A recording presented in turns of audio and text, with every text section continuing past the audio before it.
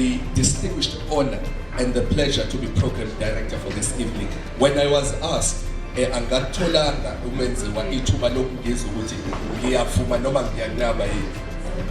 Ngendlela bengijabule ngayo ngivume ngakaqedi ukuthi ngicela ngenze.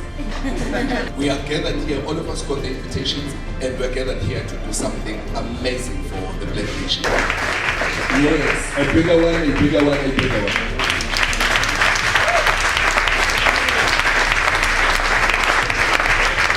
Oh, awesome. What a celebration, what a celebration. Amen. I'd like to greet everyone in the house, the wonderful name of the Lord Jesus. It's such a pleasure to be a pastor in a house where Ubabiela is.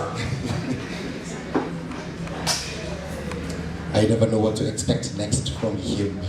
He was manufacturing and I thought that he had settled there and now this. So I'll just free my mind. The next time I listen to the list of astronauts that are going to the moon, I'm going to be expecting you because you seem to be everywhere. And wherever you are, you'll make the best of it. Yeah.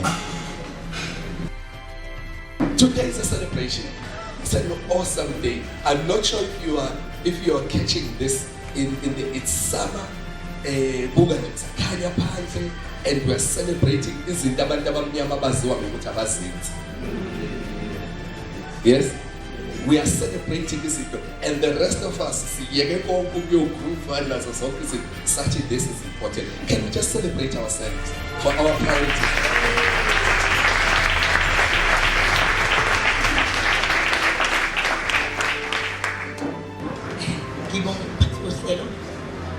Greetings to everybody in the house. We are here because of the author. By default, I am also the author. Yeah.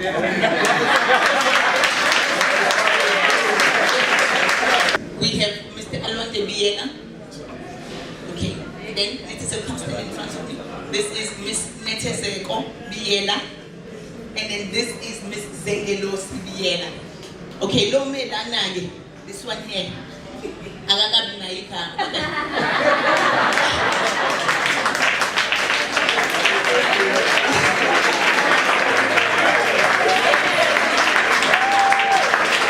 This is the Biela family residing in Pinetown.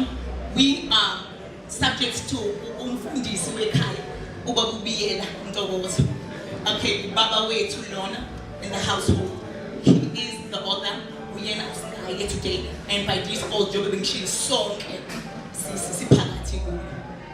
so it was important to introduce who we are, so that you can understand who he is, and so maybe when you read the book, you'll be able to understand the characters just a little bit more. When I come to the part of talking about the author in the sense of Babu Biela Ntokozo, he is my husband. And I am his wife, his only wife. So it's the original speaking here. By saying it's the original, it is because I also understand that there is no other person who can speak from the position which I'm speaking from. I quite comfortably expose the fact that I haven't read the book. I have not read the book. I've not read the book. I'm not sure if I'm going to read the book. I'll tell you why.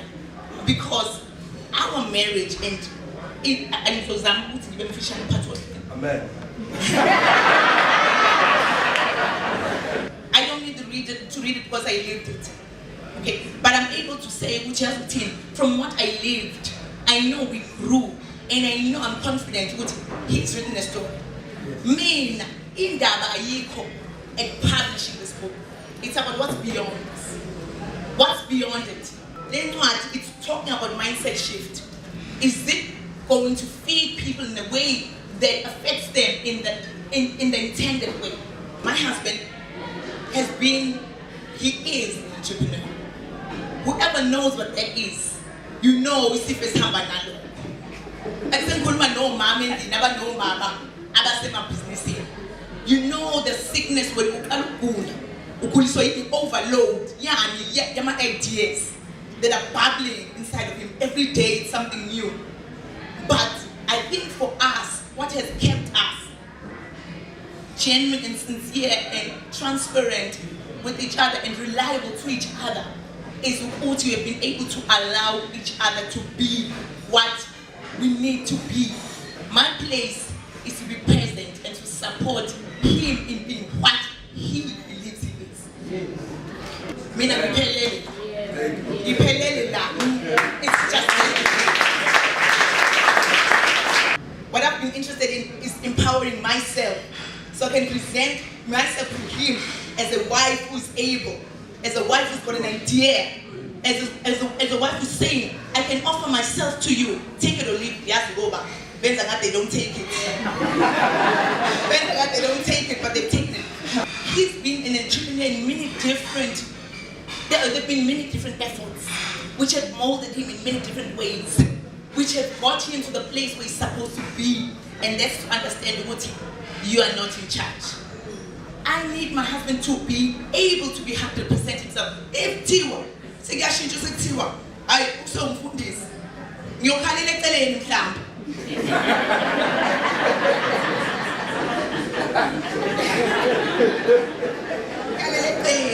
But if that's what he needs to be, then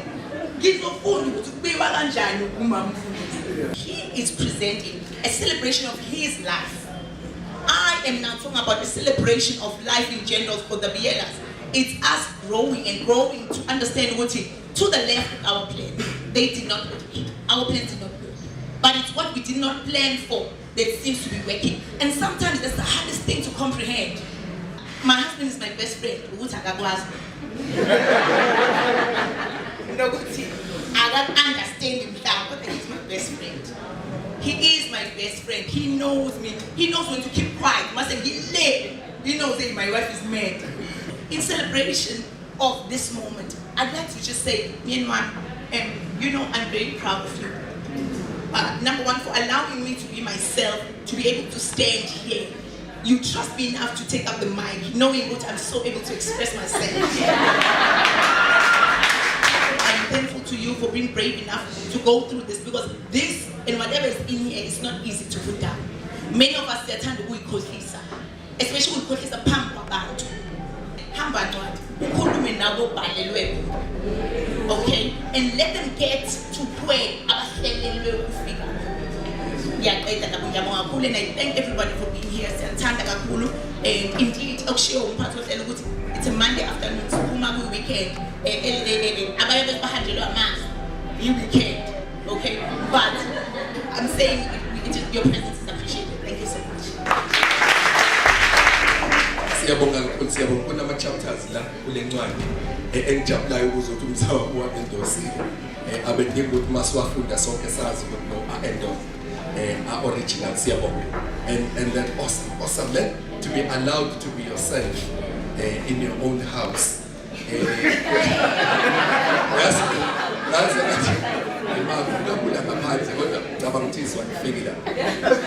Ngise ngithi abantu babengibuza ngise ngimbize ngalo andengikashewa.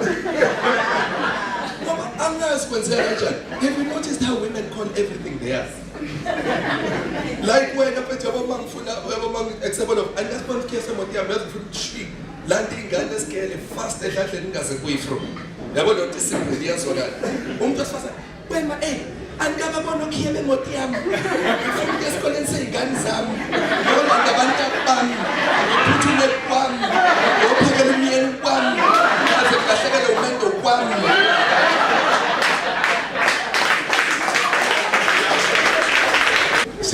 We are privileged, and umuntu osiphele privilege, umuntu who bore the birth pains and the birth pains, so what is similar, and gave us that privilege ngokubekezela. Siyacela ukuzwa ukuthi what it was like raising a shepherd from Mrs. Bridget Biel. Let's move a very warm round of applause.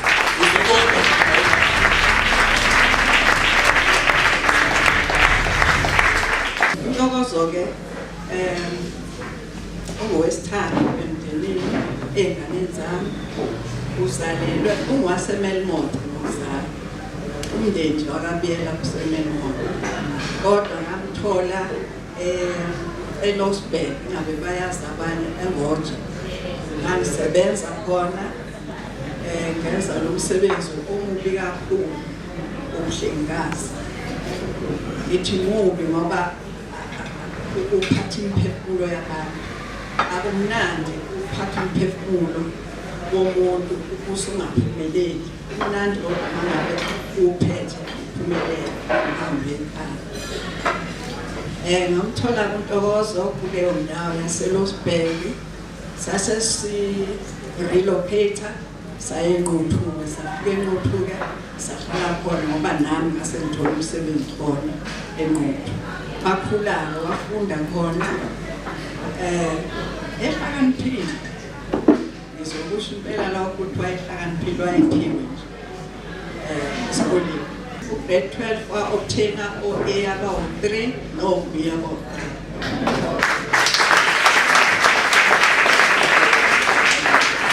uNtokozo since nje akhulu unama-ideas amaningi nje engqondweni yakhe umuzwe sethi hayi ma fanele ngenza ukuthi wahamba kwayosebenza wasebenze endaweni eningi kabi wahamba wayeNatal Tech wadlula lapho ijunior lecturer yakhona waphuma lapho wayongena ey'nkweni wabhala izikwa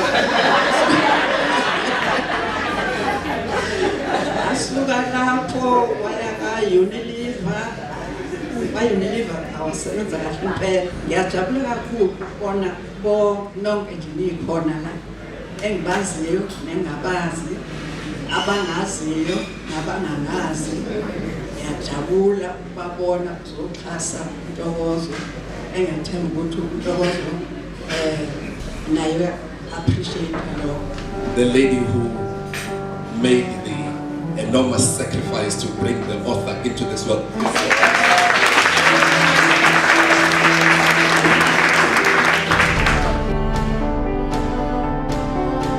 We were saying with Unachi, the only thing that can beat Ntokozo to what he's done today is for us to put out a movie, a South African version of The Hangover. That best describes how hard we partied and how good life was. But I must say, today we're celebrating the journey that Ntokozo has traveled. And for me personally, it's been an interesting revelation seeing Ntokozo growing up, and most importantly, seeing him every day. You know, I must say this to Uncence.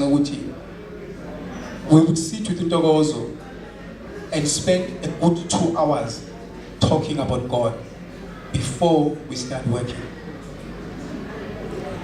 Most importantly, what we speak about is how we've seen him doing the great work, not only in us, but in people who are close to us.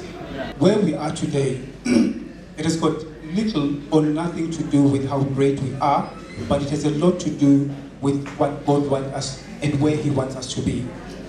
And I think part of this, Ntokozo, he's been able to pen or put down and get us to change our thinking, to change our mindset, to change, and importantly, pressing the reset button to say, press it, let me start all over again. The most important part is that for everything that we do, Umama alluded to it, we've tried a lot of other things in life, but God has set a journey for Ntokozo. And for us, I think this is the beginning, and I hope I'll be able to tell Durban at home, Uguti, they can rest this week until Ntokozo is coming through. Ntokozo ngangimazi asifunda ndawonye angibuka out actually faka amatekani zobile WhatsApp naye bana washa amatekani emakhulu ihamba kanje ngithi hey what's up with this guy kanti kuzokwenzeka end up ehlala ndawonye. We stayed in Ntokozo for almost 3.5 years. started affiliating. And I'm blessed to have a friend in Ntokozo. I'm sure a lot of us here would agree with me. Ntokozo is one of the kind. And when Ntokozo met, I was there. And hey, there no chaos. Then you know, super. I mean, I was telling him to now, which I suppose it's been 3 years, and it was about kind of pose. If he can do it, maybe I can do it as well. It's been more than 3 years. So that's how Ntokozo managed to influence some of us. You know, he stopped drinking like nobody. Those who knows us, we used to party hard. And if I have 12, I get jail. You know, at one stage when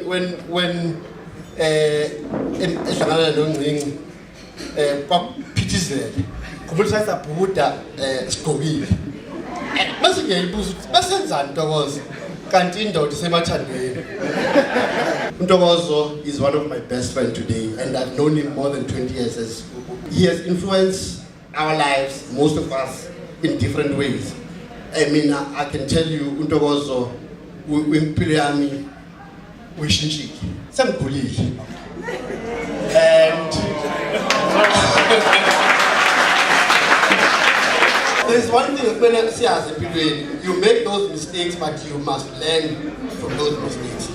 At the end of the day, the most valuable thing that we are about here is the message. But to understand the message and capture the message, we need to understand the messenger. And the people that we are calling here are giving us the context of the vessel that is carrying the message. You know, God is such a lovely person. He's such a lovely person. He has a tendency of using imperfect vessels to transport an imperfect message. I'm here as a brother, on a very serious note. Even though I'm inspired by what is here, but I'm here as a brother. This is about unpacking the man behind the book. No man ever reigned in our family. This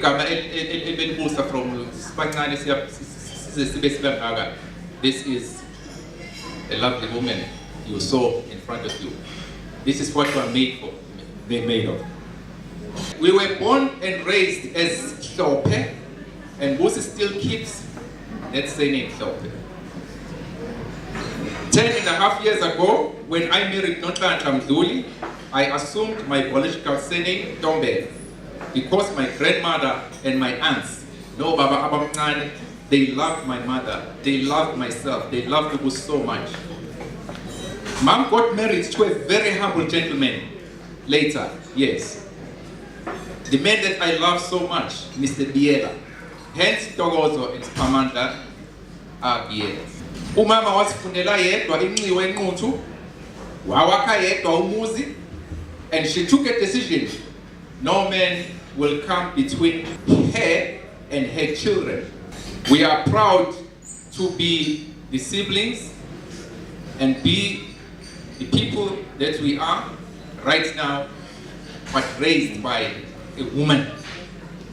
Here today, we are witnessing what is the product of this family. I love this family, and I encourage you to read this book and be introduced to us. If you read this book, you will be introduced to us. What he put together here represents us as Mom Biela's family. I thank you. Thank you so much. Babel, thanks for inviting me to your book. You look like a book.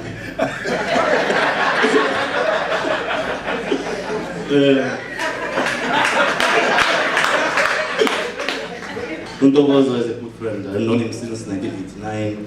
Senkamana sonke, and and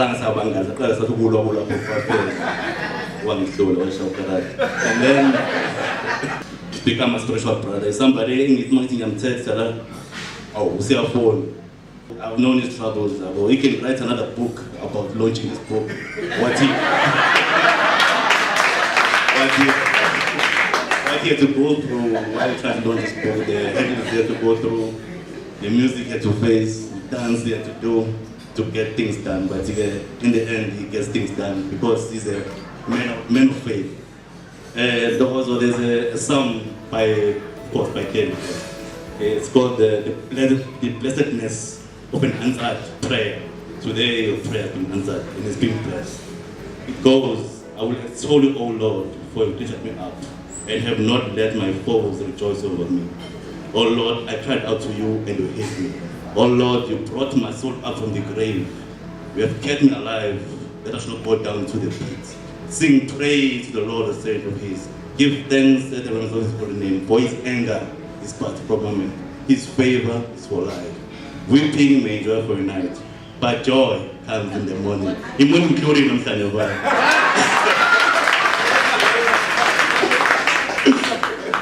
so it's another song that you should read because I think it's basically and you know how much you've tried and how much it's been hard. And you're almost in tears sometimes and I go take your calendar, it doesn't see can't even hang crying even let alone the big man like you. But it's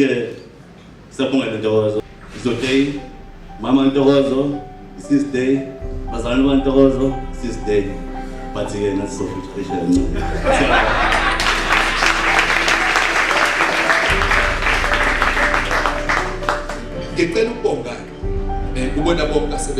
I think you've made our evening very entertaining.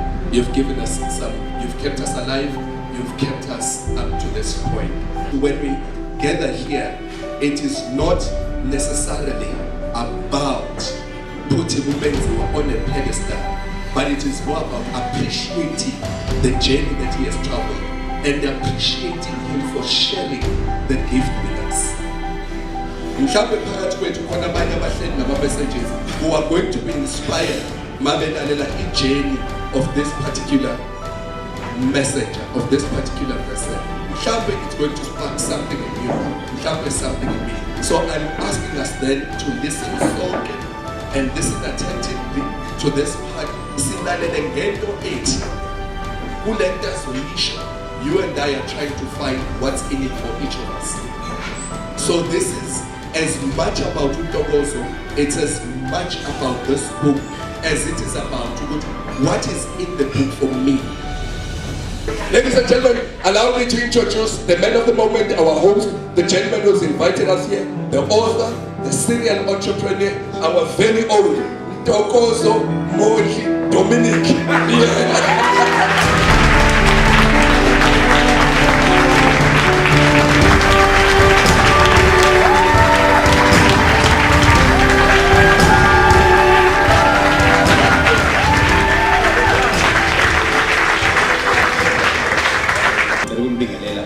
Sanbonani Nazenaba. Thanks for honoring the invite to this function. Lengwadi was not supposed to be written, but ngomusa wakhe it has happened. I can write another book about writing this book, and I really had to fight. I'm not even talking about every day. I'm talking a second, up to the last second, so that this event happened. All right. Ngifuna nje stand sami ukubonga in public. I always do. And you basically the book I've dedicated it to you. Even if uNkulunkulu ngawugoqa lo mhlaba aphinda abuye futhi angibuza ukuthi would you still want to get married to this woman, I would say that 1,000 times again. You have been not only the pillar in my life, but you have been the wind that is beneath my wings. I'm thankful that you allowed me to be who I am, I've made so many faults and ngifeyile kakhulu, but because I knew ukuthi ngine safety net efana nawe, it kept me going. The strength that the people see around anywhere in the country, in the world, wherever I go, is purely because you are the wind that is always keeping me lapha phezulu. So ngicela nje ukubonga in public ngikwazise futhi cha ngikuthanda kakhulu, ngikuthanda kakhulu, ngikuthanda kakhulu. To me, it's more when I look at things as projects. I don't look at them as no umshado lo business. I put them as projects. Everything that I do, ngibeka njengama project. So if I start a project, then fanele ukuthi ngiyiqede. If I fail, it's okay. I take a lesson. Abantu abaningi bayasaba ukufeyila. Mina angathi I enjoy ukufeyila. I think I've failed so much in my life to an extent ukuthi I don't worry when I fail because I know that it's a stepping stone to my success. So, ukufeyila uyakudinga empilweni. This basically talks to one, the self-control that I've had to teach myself along the way, the discipline that I've had to teach myself along the way, the obedience that I've had to painfully be taught. And then message by faith. The book says God has an assignment for all of us, but He has a special assignment for some of us. I've gone through a journey that has broken me down personally as a man, where I've come to a point where I had to leave eceleni and accept ukuthi Nkosi wena ophethe impilo yami. I had to let go and allow myself to be vulnerable. And at that point in time, that is when my wife had to man up. She had to man up for me and become the man of the house purely because I was at my lowest point. My mindset shift. This book doesn't seek to tell you, as I say, what to do, but I want you to read through it and then ubuke your situation and then you make your own decision.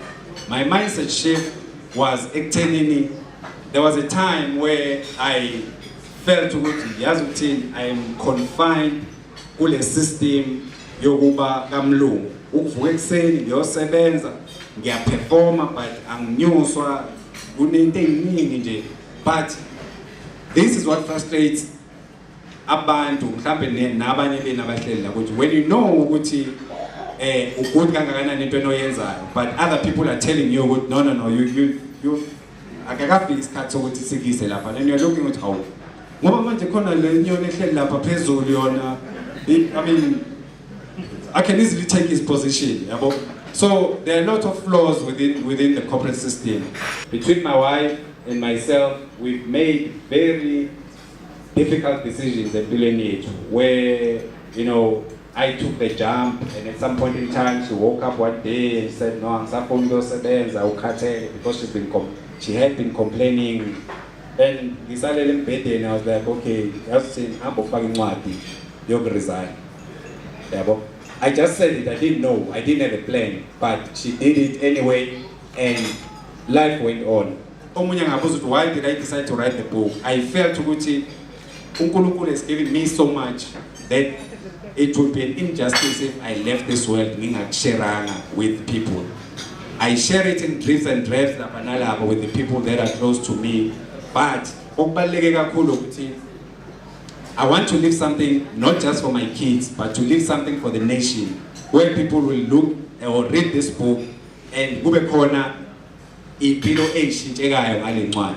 I know my position in my family, I know my position in Christ, I know my position anywhere that I go. So nothing intimidates me easily. I fear no man but God. With that, I go around the world, wherever I step, I've got backing Yesu wherever I step because I'm the son of God. But abantu who are rich, but you need to look beyond the richness or the wealth. With Leo man income gap, anybody can give you riches. It just depends which source you use and which spirit you call. Thank you. Mhlambe nje ngiyacabanga ukhona omunye enkondeni wakho sekuqalela ukubuza ukuthi makuthiwa anyone can give you riches ukuthi mhlambe ilist ka anyone angayithola kuphi. Nami nginga curious nami ukuthola ukuthi ka anyone makuthiwa anyone can give you riches. Akekho futhi ukwazi anyone. I always say to people, I don't want people to view me as an author of a book. I want you to view me as an entrepreneur first, then an author. Ingobani, I'm trying to break down this barrier that has been created. If you are an entrepreneur, you need to be a specialist in a certain field. If you fail in that certain field, then that's it with you in entrepreneurship. Now, there's this other thing I understand. There's a difference between an entrepreneur and a businessman.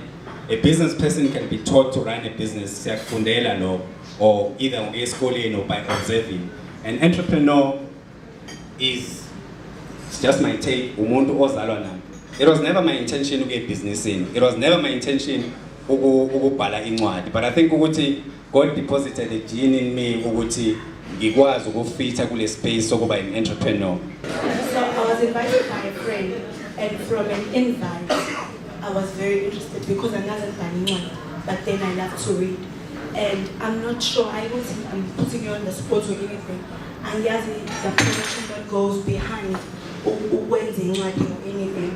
But from what I've heard and from your journey with Sugemutu, I'm thinking your target market is from everyone from all walks of life. But I see that a copy is 290 rands a book. Can a child, as a high school, afford to buy the book? Because not everyone has an allowance. As Ubega for Ingan, that is also a target market as well. But can a child, who doesn't have an allowance, afford to pay 290 rand a copy? Because I know sometimes the person struggles to buy a book that is 125 rand, which is really a book, which is really good. Thank you. You have a copy courtesy of me, I'll buy for you. And so that's how the rest of the book is going to spread. Yeah. People are going to buy for people. Is that a satisfactory answer? Right, so you've got it. I know you were not asking for yourself, I'm simply demonstrating the answer. This is not a complimentary copy, it's a sponsored copy. Big difference. Big difference. Ngani kusho ukuthi ke profile kuye ngizwe ukuthi incwadi uyifunde kanjani bathola le telephone. There's a lady esontweni othungela uMambiyela. Abantu they always marvel uMambiyela ingoba ayigqokayo. She's also a creative on her own, buys material, athola ama-pattern nani ahamba yothungisa. That particular lady uthungela not just uMambiyela but quite a lot of abantu esontweni nabanye esingabazi. Angeke ngize ngisho ukuthi uba-charge malini. But that alone gives her enough money to sustain her life. Now, a lot of you here, I'm not judging or anything, but a lot of you here probably, earn below or around 50,000 per month, if ever you reach that. But look at the effort that you put and the stress that you go through to earn low 50,000 or low 25,000. Very few people are in the 100 bracket, 150, 200,000 bracket. But those are the people who use their intellect more than ukuba grinding. They are not hands-on, they are strategic. So that's where the money goes. So if you shift your thinking from being hands-on, grinding, and be strategic, then money will chase you.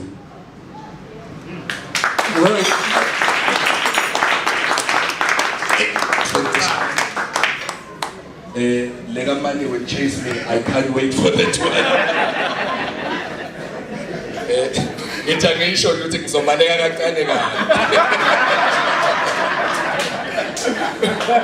just angiyena nje umuntu ozobekhuthalele kubanye ukuthi let us be a society that changes itself by spreading good news from within. Can we do that? Yes, right, so we take, and then our hashtag is hashtag mindset shift 24/7. Ngokukhulu ukuhlonipha, ngenkulu inhlonipho for words of wisdom, uPastor Gwamanda ukuthi eze kithi azosipha abefundisi yenkosi yababakale kwesikhathi. Ngisho ukuthi ngiyithola nginenkinga ukuthi iprogram ithi angithi for 5 minutes. Angazi ngizokusho kanjani lokho, akwenziwa leyo nto kumfundisi. Kodwa ke hayi ncebo. Amen. Ngokhulu thoba ngibingelela lonke into.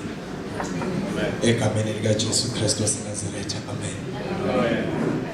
Ngithi swele ligama ke libhalwe la words of wisdom. Because wisdom esiwe la endlini isiningi kakhulu. Uzongipha uMatthew chapter 16 uverse 17. So futhi verse elilodwa bese ngiyachaza kancane bese ngihlala phansi. It is as such.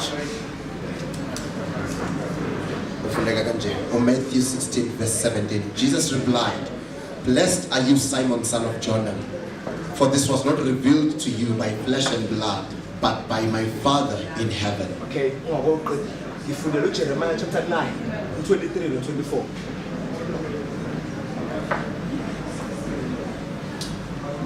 It reads as such. This is what the Lord says. Let not the wise boast of their wisdom, or the strong boast of their strength, or the rich boast of their riches. 24. But let the one who boast about this, that they have the understanding to know me, that I am the Lord, who exercises kindness, justice, and righteousness on earth. For in these I delight, declares the Lord. Uthi into yodwa umuntu mengathunika isithola ukubhosta angabhosta ngayo ukuthi wazana noNkulunkulu.